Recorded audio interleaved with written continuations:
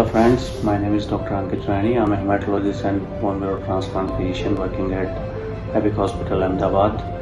Today I'm going to talk about sickle cell disease. June 19, 2023 is going to be celebrated as World Sickle Cell Awareness Day. Sickle cell disease is a preventable hereditary condition in which the father and mother may pass on their abnormal genes to the child, and that child affected with sickle cell disease may require lifelong medicines and blood transfusions with many complications.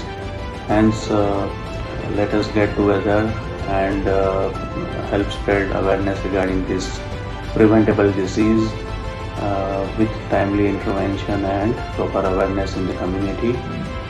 I will be more than happy to help you with your queries. Please use the comment box for any queries or suggestions. We will get back to you as soon as possible. Thank you so much.